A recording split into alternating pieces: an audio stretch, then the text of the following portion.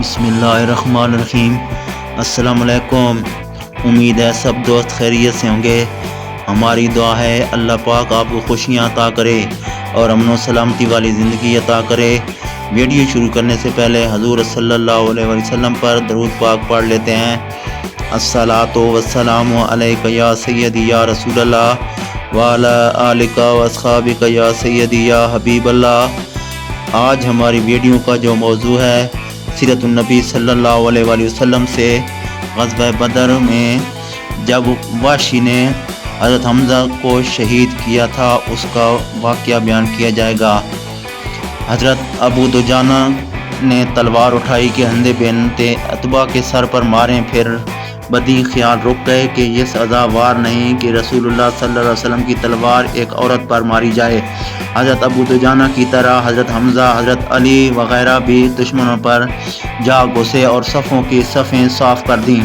حضرت امیر حمزہ کو آخر کار وحشی نے جو بعد میں ایمان لائے شہید کر دیا۔ وحشی اپنا قصہ یوں بیان کرتے ہیں: حمزہ نے تیمہ بن عدی بن الخیار کو بدر میں قتل کر دیا تھا، اس لیے میرے آقا جبیر بن مطعم نے کہا اگر تم حمزہ کو میرے چچا کے بدلے قتل کر دے تو آزاد ہو جائے گا۔ جب سال عینین میں عینین احد کے مقام پر ایک پہاڑ ہے اور دونوں کے درمیان ایک وادی ہے، لوگ نکلے تو میں لوگوں کے ساتھ لڑائی کے لیے نکلا۔ جب لڑائی کے لیے صف بستہ ہوئے تو صبا بن عبد العزیٰ نکلا اور کہا کہ کوئی مبارز ہے۔ یہ سن کر حمزہ بن عبد المطلب اس کی طرف نکلے اور یوں خطاب کیا: اے صبا، اے عورتوں کے ختنہ کرنے والی ام نہار کے بیٹے، کیا تم خدا اور رسول کے ساتھ جنگ کرتا ہے؟ یہ کہہ کر حمزہ نے اس پر حملہ کیا، پس وہ گلے گزشتہ کی طرح ہو گیا۔ میں ایک پتھر کے نیچے حمزہ کی طاق میں تھا۔ جب حمزہ مجھ سے نزدیک ہوا میں نے اپنا حربہ اس پر مارا اور اس کی ناف و ویانہ کے درمیان لگا، یہاں تک کہ اس کی دونوں رانوں میں سے نکل گیا، اور یہ اس کا آخر آمر تھا۔ جب لوگ واپس آئے میں ان کے ساتھ واپس آیا اور مکہ میں ٹھہرا، غالب آ یہاں گئے ہیں، تک اب کہ تم کیا اس میں دیں گے؟ غلام پھیل گیا، اپنی پھر فتح کے چھوڑ کر لوگ فتح کے رسول بعد اللہ صلی اللہ علیہ طائف وسلم کی کو طرف ارشاد بھاگ گیا۔ ہو گئے۔ جب اہل طائف نے رسول اللہ صلی اللہ علیہ وسلم کی طرف اپنے مقاصد بھیجے تو مجھ سے کہا گیا کہ حضرت قاصدوں کو تکلیف نہیں دیتے، اس لیے میں قاصدوں کو ساتھ نکلا اور رسول اللہ صلی اللہ علیہ وسلم کی خدمت میں حاضر ہوا۔ جب آپ نے مجھے دیکھا تو پوچھا کیا تو وحشی ہے؟ اسلام پر ٹوٹ پڑے وحشی ہے۔ اور میں نے کہا درم برم کر دیا۔ آپ نے دریافت فرمایا کیا تو نے حمزہ کو قتل کیا؟ میں نے کہا ایسا ہی وقوع میں آیا ہے جیسے کہ آپ کو خبر پہنچی ہے۔ آپ نے فرمایا تو میرے سامنے نہ آیا کر، پس میں چلا گیا۔ جب رسول اللہ صلی اللہ علیہ وسلم کا وصال ہوا تو مسلمہ کا عذاب ظاہر ہوا۔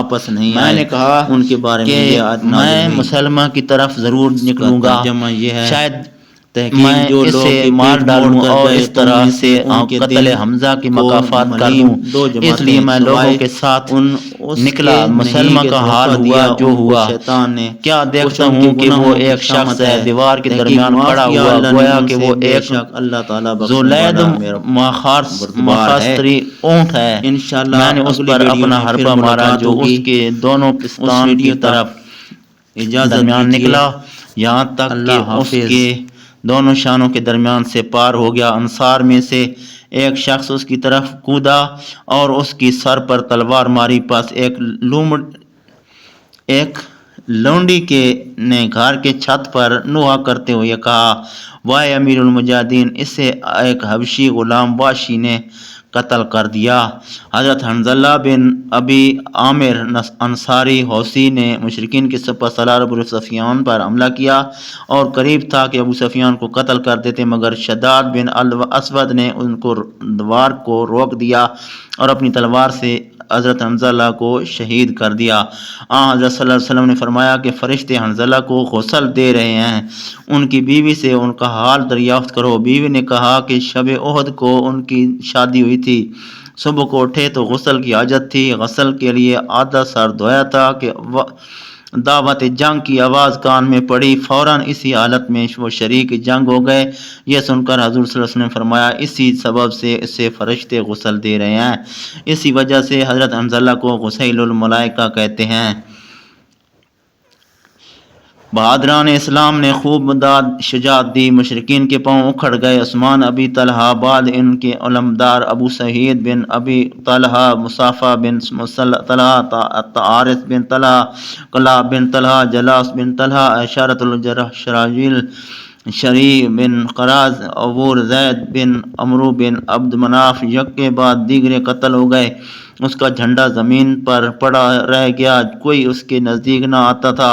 عمرہ بنت علقمہ حارثیہ نے اٹھا لیا، میں نے جس سے ایک حبشی غلام ثواب نے نامی لے لیا۔ قریش اس کے گرد جمع ہو گئے، لڑتے لڑتے ثواب کے دونوں بازو کٹ گئے، وہ سینے کے بل زمین پر گر پڑا اور جھنڈے کو سینے اور گردن کے درمیان دبا لیا، اس حالت میں یہ کہتا ہوا مارا گیا کہ میں نے اپنا فرض ادا کر دیا۔ ثواب کے بعد کسی کو جھنڈا اٹھانے کی جرأت نہ ہوئی، مشرکین کو شکست ہوئی، وہ عورتیں جو دف بجاتی تھیں اب کپڑے چڑھائے برہنہ ساکھ پہاڑ پر بھاگی جا رہی تھیں، مسلمان قتل و غارت میں مشغول تھے۔ یہ دیکھ کر عینین پر تیر اندازوں نے آپس میں کہا غنیمت غنیمت۔